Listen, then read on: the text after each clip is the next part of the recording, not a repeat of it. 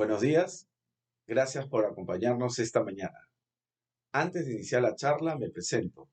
Mi nombre es Máximo Cabrera Vela, soy psicólogo de profesión y soy parte del equipo temático de la intervención Hombres por la Igualdad del programa Aurora.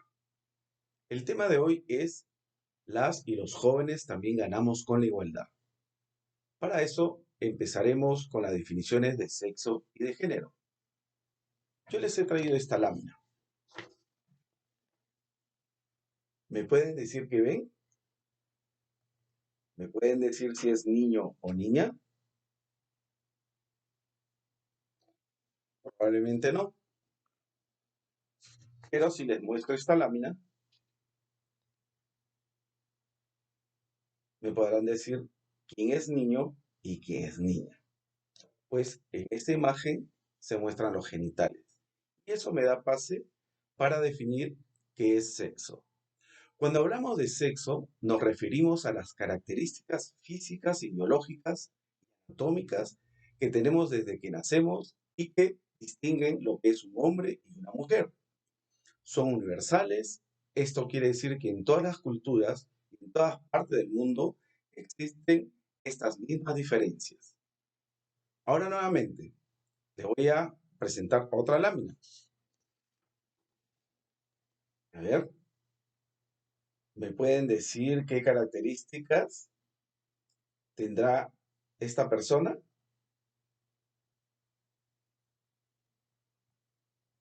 Probablemente no.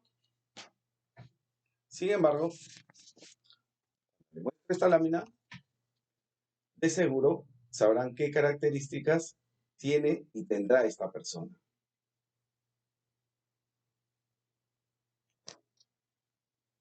También me podrás decir qué características tiene y tendrá esta persona y cómo será. Entonces pasaré a definir qué es género. Cuando hablamos de género, nos referimos a las características que la sociedad asigna a hombres y mujeres, o sea, responsabilidades, roles, espacios de realización personal y social de acuerdo a su sexo biológico, que han originado que tanto mujeres como hombres no accedan y disfruten las mismas oportunidades y ventajas. No es algo con lo que nacemos, es una construcción social que nos dice y enseña cómo debemos ser, qué actividades debemos realizar, qué nos debe gustar, qué debemos decir y pensar, constituyendo así lo que se conoce como género masculino y género femenino. Bien, entonces yo quisiera continuar con esto para que se entienda bien la diferencia entre sexo y género, ¿correcto? Por ejemplo, cuando hablamos de sexo, hablamos de un hecho biológico natural, se nace con eso. Sin embargo, cuando hablamos de género, hablamos de un hecho cultural, social, es aprendido. Bien, pasamos, cuando hablamos de sexo, hablamos de características biológicas, anatómicas, fisiológicas, hormonales, que diferencian a mujeres y a hombres. Sin embargo, cuando hablamos de género, hablamos de características que la sociedad y la cultura atribuyen a cada sexo. Cuando hablamos de sexo, hablamos de mujer y de hombre. Cuando hablamos de género, hablamos de femenino y de masculino. El sexo es universal y el género es contextual e histórico. Cuando hablamos de género, hablamos de aprendido socialmente. Puede cambiar. Bien, vamos a practicar entonces. ¿Les parece? Cuando hablamos de que el hombre es fuerte, que es racional, que es enérgico, ¿nos referimos a sexo o a género? Muy bien, nos referimos a género. Perfecto. Cuando hablamos de testículos, ovarios, de menstruación, ¿a qué nos referimos? Muy bien, estamos hablando de sexo. Perfecto. Entonces, eso me permite hablar de lo que es la diferencia entre lo masculino y lo femenino. Lo masculino y femenino son como etiquetas, ¿no? Son como unas clichés que la sociedad nos impone al nacer. Entonces, si nace niña, le pone su estampa, si sale niño, le pone su estampa, ¿no? Ya cada uno tiene características de cómo pensar, de cómo actuar, ¿no? Igual la persona. Son etiquetas que nos imponen al nacer, que se consideran apropiadas y deseables para cada sexo y que nos diferencia.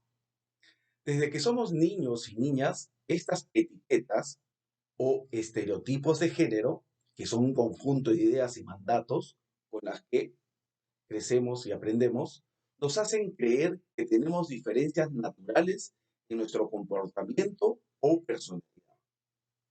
Por ejemplo, que las mujeres son delicadas y débiles, o que no saben conducir los autos o carros, o no saben jugar fútbol, mientras que los hombres son todo lo contrario, son fuertes, valientes, saben todo sobre los carros, sobre los autos, y saben jugar fútbol. Pero ¿saben qué? Eso no es cierto. Ser mujer no significa ser débil, y ser hombre tampoco significa ser valiente. Veamos entonces los rasgos masculinos. Los rasgos masculinos hablan sobre activo, actúa como líder, agresivo, competitivo, dominante, independiente, no se deja influir, duro, no lloran, no expresan sus sentimientos, ambicioso, confiado en sí mismo, adopta una posición y la mantiene, se siente superior, soporta bien la presión, no abandona fácilmente. Los femeninos son conscientes de los sentimientos de los otros, se dedica a los otros, llora fácilmente, emocional, exaltada en crisis importantes, se lastiman sus sentimientos con facilidad, dedicada a la casa, amable, necesita aprobación, limpia, pasiva y comprende a otros. Estas etiquetas también nos dicen que tenemos que cumplir un rol como mujeres y como hombres. Estos son los roles de género. Por ejemplo, el rol femenino son adecuados, o sea, el rol femenino es adecuado, es la maternidad. Digamos que la crianza de los hijos, hijas, las tareas del hogar, dar sustento emocional a la familia. En otras palabras, es cargarse del trabajo reproductivo. O sea, madre ama de casa. ¿Ya? Adicionando a esto, hay mujeres que tienen trabajo remunerado y se les continúa haciendo responsables del cuidado del hogar. Es decir, se les asigna más carga de trabajo. Y esto también lo reconocemos que su espacio es en lo privado, en lo doméstico. En cambio, el rol masculino es del proveedor, ser el sustento económico de la familia y tener un trabajo remunerado, y a esto se llama el trabajo productivo. Pero a ellos normalmente no se les hace responsable del cuidado del hogar, porque es el jefe del hogar. Y su espacio es en espacio público. ¿Y qué tiene de malo estas diferencias? El problema está en que generalmente la sociedad da mucho valor al rol masculino y minimiza lo femenino. Esta diferencia pone a los hombres en una posición de superioridad frente a las mujeres, dando lugar a la discriminación, desigualdad y coloca a los hombres en una posición de poder sobre las mujeres, donde en esta posición de supuesta superioridad los hombres creen tener derecho de imponer sus gustos y opiniones sobre las mujeres que son valiosos. En ese sentido se pueden escuchar frases como el que trae la plata soy yo, así que aquí mando yo. Las mujeres solo deben cuidar a sus hijos y no trabajar. Anda a cocinar y no opines, etc.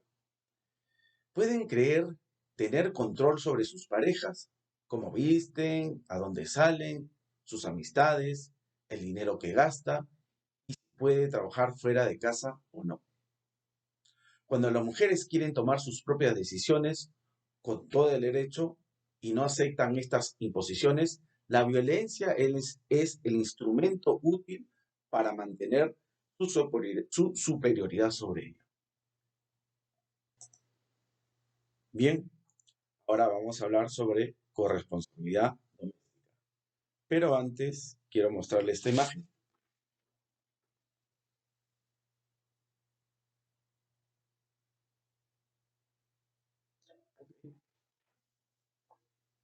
¿Qué han visto en la imagen?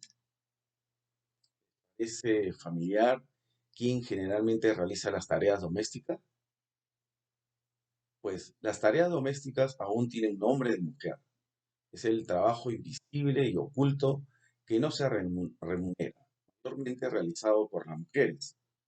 Aprendemos desde muy pequeños que el cuidado de la casa y de los hijos e hijas es un trabajo solo de mujeres. Entonces, ellas dedican gran parte de su tiempo al cuidado familiar. Este trabajo es invisible porque no se reconoce ni se valora y resta a las mujeres posibilidades para estudiar, generar mejores ingresos, cuidar su salud y realizarse profesionalmente. En el caso de los varones, estar en casa, cocinando, limpiando o atendiendo a los hijos es visto como atentar a su identidad masculina. Todos hemos escuchado las frases, por ejemplo, como es un saco largo, su mujer lo pisa, lo domina, poco hombre, y etc. Algunos varones dicen que cuando hacen labores domésticas no se lo cuentan a nadie y cierran las cortinas. Desde esta posición es complicado asumir la responsabilidad masculina en las tareas domésticas, del mismo modo que durante años se invisibilizó el trabajo productivo que la mujer realiza. Entonces, ¿qué podemos hacer para cambiar esta desigualdad? Las tareas domésticas no deben recaer solo en las mujeres. Todos, todas, podemos encargarnos de las tareas de la casa y de cuidar a niños, niñas, adultos mayores y enfermos que lo necesiten. Entonces, hablemos de corresponsabilidad en las labores domésticas.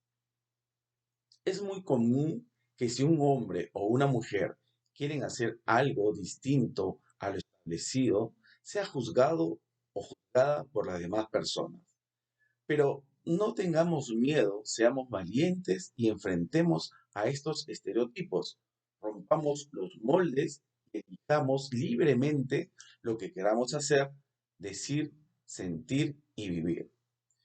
Vivimos en una cultura muy marcada desde que nacemos, se nos educa o se educa a mujeres y a hombres para tener actitudes acordes a los estereotipos de género imperantes, cuales dictan lo que es apropiado e inapropiado para cada uno de nosotros, limitando y restringiendo la capacidad de aprendizaje y de crecimiento. Sin embargo, frente a esta situación es importante tener una actitud crítica a toda inequidad o discriminación y una apertura a formas de vida y de comportamientos posibles para hombres y mujeres. Llamamos entonces corresponsabilidad al reparto justo y equitativo de diferentes responsabilidades. Es decir, los dos nos responsabilizamos por algo que tenemos en común.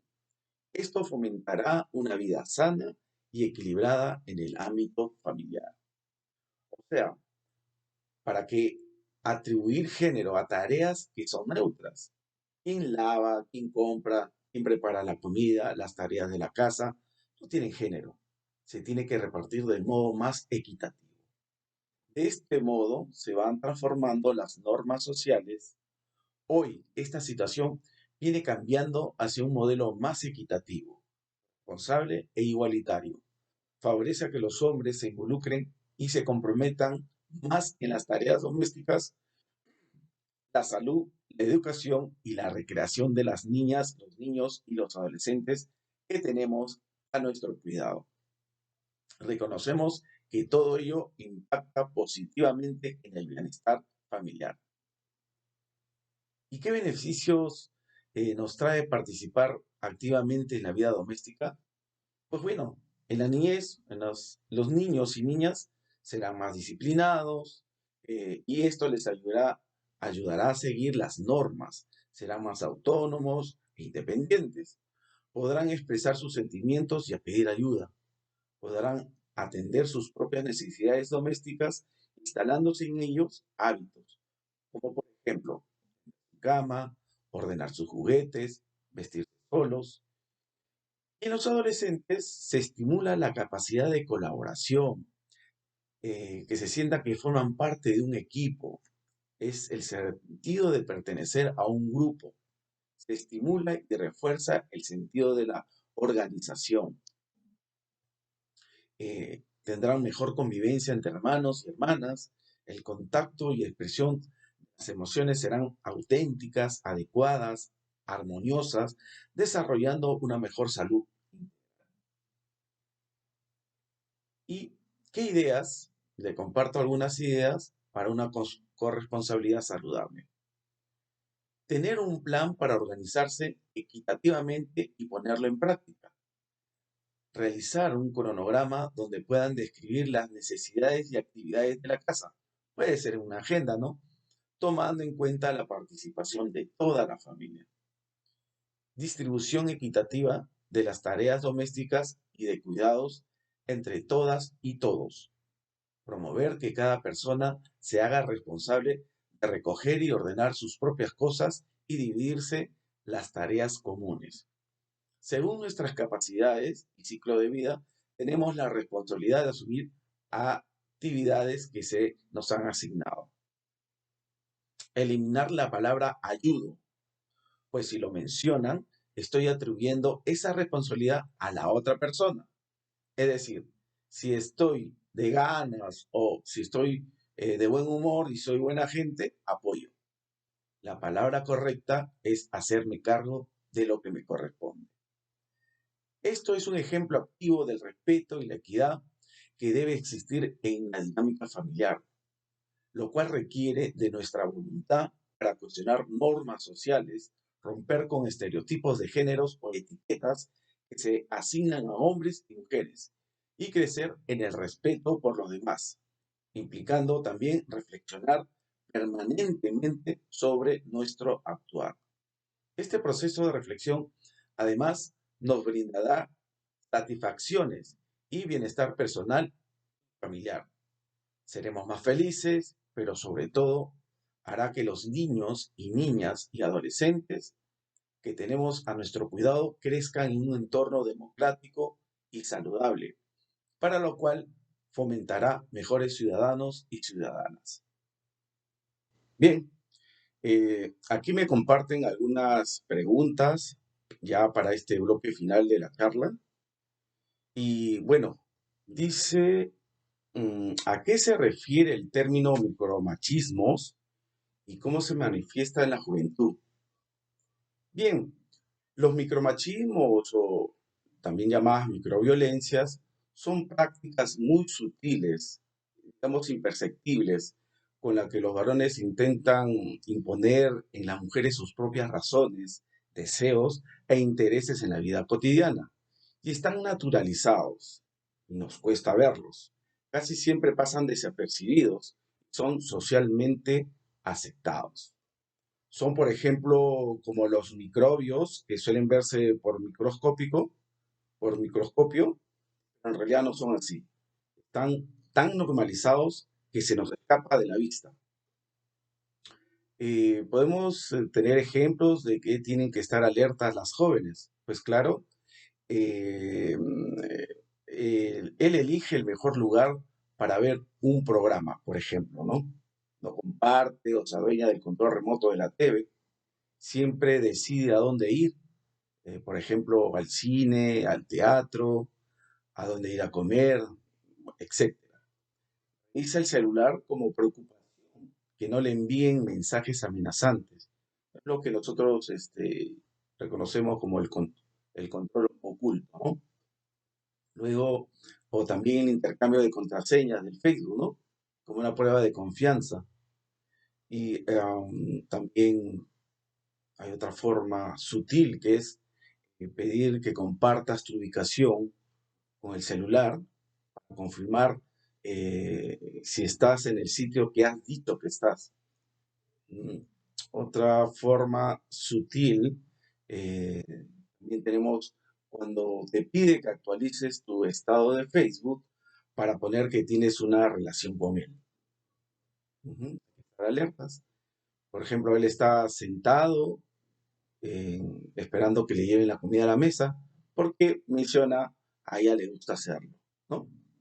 Otra manera sutil de utilizar estas microviolencias son expresiones como, ay, eres mi tontita, pero igual te quiero. Otra que puede ser, tú no sabes porque eres mujer. O también hay otra forma de control, pero bastante sutil, es se preocupa o se molesta que ella salga con sus amigas. Ujú. Bien, tenemos otra pregunta por aquí. Dice, muchas veces las y los jóvenes han crecido en hogares sin cuestionar las desigualdades, especialmente para las mujeres, ¿no? ¿Cómo aportar al cambio? Bueno, eh, eh, podemos empezar, lo importante es la educación, ¿no? Las charlas educativas en los colegios, universidades, institutos. La educación es una forma de empoderar a las mujeres y lograr que puedan adquirir conocimientos que les ayuden a hacer elecciones en su vida personal y profesional. Es fundamental educar y concientizar a las personas para que vean libres de estereotipos, como hemos visto hace un rato en la ponencia. También busca sensibilizar sobre la violencia familiar, tener conocimiento sobre rutas de acceso, de protección y justicia, ¿no? Eh, Otra forma es hacer evidente, sacar a la luz, hacer visible los tipos de violencia, ¿no? eh, Tener una postura empática a quien la sufre o quien sufre este tipo de violencia. Otra puede ser la participación en el ambiente, en el ámbito laboral. Y esto aporta la posibilidad de tener la vida que uno desea, ¿no? Y tener mayor autonomía económica y personal. Fomenta la corresponsabilidad, fomentar también la corresponsabilidad de las tareas en el hogar, compartiendo responsabilidades de manera equitativa. Otra forma también es desaprender los estereotipos de género que limitan el crecimiento personal, cambiando las creencias y actitudes que justifican y avalan la violencia machista por otros más equitativos e igualitarios. Y también se me viene a la mente es aprender cosas que servirán para toda la vida, para toda nuestra vida.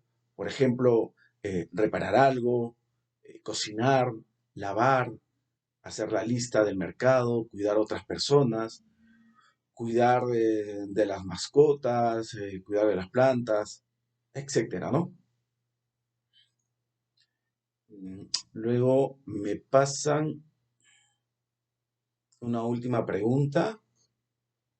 Dice, ¿qué otras recomendaciones podría dar a las y los jóvenes para vivir en igualdad y sin violencia? Eh, bueno, es dejar de pensar que las tareas domésticas son exclusivamente de una persona, ¿no? Otro que se me ocurre es evitar un lenguaje o comportamiento violento, hacernos responsables de nosotros mismos, de nuestras cosas. Ayuda bastante a tener también esa autonomía, ¿no? Practicar la asertividad y la empatía, ¿no? Que sirve mucho a los jóvenes, a las y los jóvenes. Eh, Otra que es, y es muy importante esta, no repetir los mensajes machistas con los que crecimos, ¿no? Por ejemplo, los hombres no lloran, un hombre tiene que demostrar siempre hombría, imponiendo su fuerza, un hombre debe tener muchas mujeres y cosas por el estilo, ¿no? Bien, eh, antes de ya de terminar con la presente charla, quisiera invitarlos a utilizar los servicios gratuitos del Ministerio de la Mujer y Poblaciones Vulnerables. Eh, por ejemplo, si estás involucrada en hechos de violencia familiar o sexual o conoces sobre algún caso de violencia, llama a la línea 100. Aquí encontrarás una atención especializada las 24 horas del día. También tenemos también el chat 100 de patas, que es un servicio en el que todos los hombres mayores de edad que estén pasando por un conflicto con su pareja o con sus hijos e hijas y que lo pueda llevar a ejercer violencia, pueden recibir orientación y consejería en línea gratuita a cargo de un profesional, que es especialista en prevención de la violencia contra las mujeres y la promoción de relaciones igualitarias en el hogar. El usuario puede ingresar al chat desde cualquier celular o computadora a nivel nacional. El horario de atención es las 24 horas del día. Bueno, diciendo esto me despido y será hasta una próxima oportunidad. Muchas gracias.